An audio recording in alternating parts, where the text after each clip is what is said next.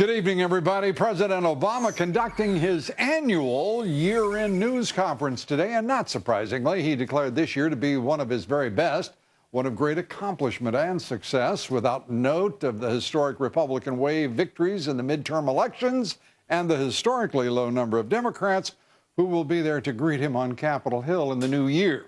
President Obama began his press conference by acknowledging that North Korea was indeed behind the massive breach of the Sony Pictures computer system, and then he admonished Sony for canceling the release of the satirical new film, The Interview.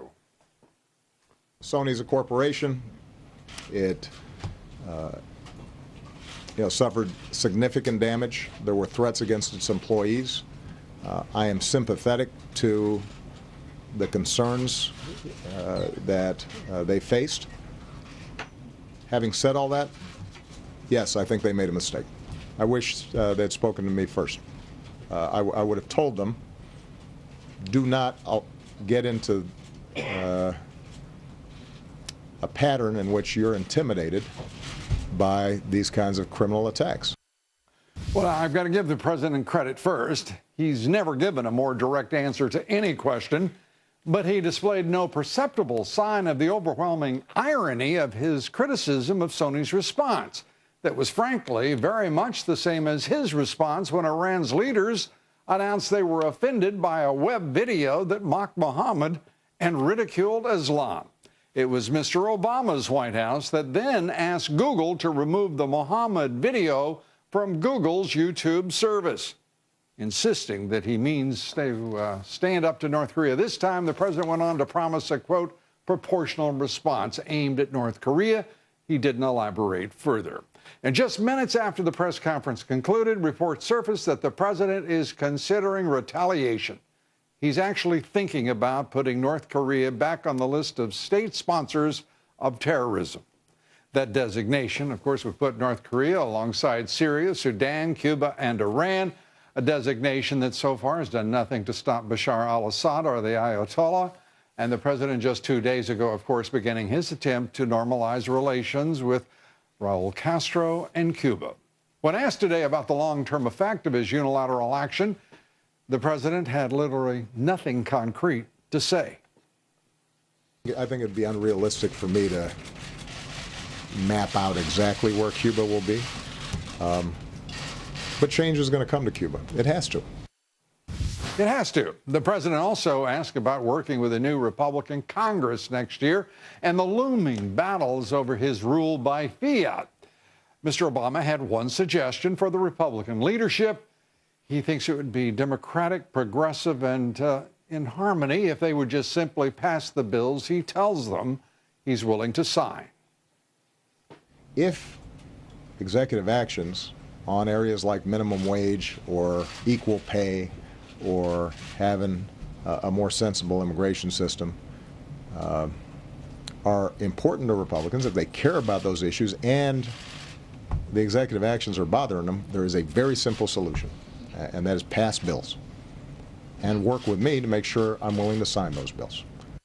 And now Mr. Obama off to Hawaii for 17 days of vacation with his family. Our first guest tonight says President Obama's final press conference of the year only affirms his contempt for the constitutional separation of powers.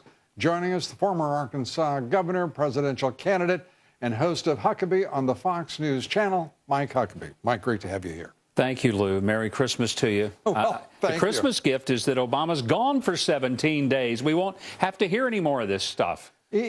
Did he not look like the dourest figure? He looked like he was desperately in need of at least 16 of those 17 days for rest. Well, he did, but it was a disappointing press conference for this reason. Here is a president who could have called Sony, but instead he said, why didn't they call me? Oh, yes. He could have called. He could have said to the entire nation, we don't let tin-foil hat despots in North Korea tell us what movies we can watch, for gosh sake. And instead he said, well, they never called. I don't know why they didn't call. They did something wrong. I wish they'd have talked to me first. He's a scold, for heaven's sakes. Yeah, and within it all, he rationalizes his own passivity and the appearance of indifference to the outcome of an important national security issue. And then says his response will be to consider maybe putting them on a state sponsor of terrorism list, which they were taken off of course, by George W. Bush. I'm surprised he didn't mention that. It sounds like the parent who says, don't make me come up there. And the kid knows he's never been up here. He's never going to come up here. Go ahead and do whatever I want to do. And that's what the world's dictators are doing, whether it's Raul Castro, whether it's the Ayatollah, or whether it's Kim Jong-un, the complete the loon, as we might want to call him. Well, the other part of this is, as I said, this is the exact parallel. He sits there and criticizes, admonishes Sony for not releasing the movie when it was his part in 2012 in which he played the part of Sony. He actually asked Google not to put that video up on YouTube, one of their properties. I mean, he was rolling over for a tin-pot Ayatollah. Well, you're the first person that's really drawn that connection, Lou, and I don't understand why more people haven't connected those dots, because I think it's very significant that on one hand, our government was trying to censor a video because it might offend somebody. And now we're offended that somebody else has produced a video that might offend the North Koreans. Yeah. Well, when is it the responsibility of the artistic community to not offend people? I get offended all the time as a conservative. I get offended as a Christian. But I don't go around thinking that we ought to censor the material. I think that's the price I pay for living in a free nation. I'd rather live in the free nation and get my feelings hurt every now and then than I had to eat lawn clippings like they have to in North Korea. Well, the president has a different choice, though, than we mere mortals. He can choose to live in a bubble in which he has decided that being an autocrat is the same thing as being a Democrat. And he's making it very clear to the rest of us that they're not the same thing at all. The Washington Post this week, I mean, actually, they are doing something, I'm still not comfortable with it. They're actually criticizing this president. They've served for so long as the House organ of the Democratic Party. They're criticizing him. Talking about Cuba, they're absolutely hammering him on his sudden unilateral action to try to open up Cuba. What do you make of it?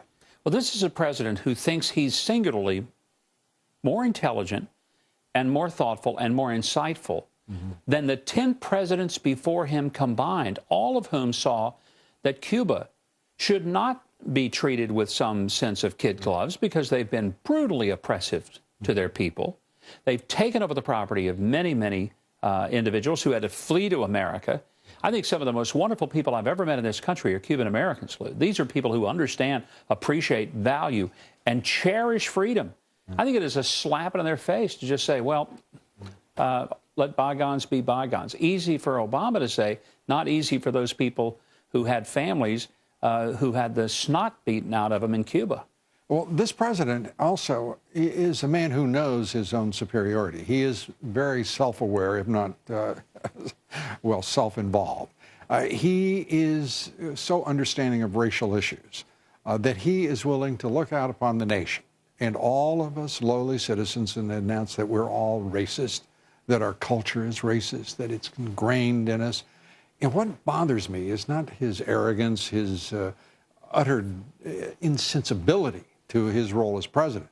It's the fact that he doesn't even expose an ounce, one iota of gratitude that he is the product of this very society that he is denigrating. It's astonishing. Well, Lou, I don't think you fully comprehend that this is going to get better because Al Sharpton, the official White House spokesman, it's not Josh Earnest, it's really Al Sharpton. He's going to take care of everything from Cuba to Sony to issues with the police forces across America. And the best thing for Al, he doesn't even have to pay his taxes. I guess he feels like that he's off the hook because he's doing so much for the country that we should be grateful and forgive those tax consequences that the rest of us poor lackeys have to pay into. Now I get to say to you, Merry Christmas, and say thank you for that wonderful present here in this Christmas season. All the best. Mike, thank you very much. Governor Mike Huckabee, be sure to watch him on Huckabee on the Fox News Channel Saturday and Sunday nights, 8 p.m. Eastern.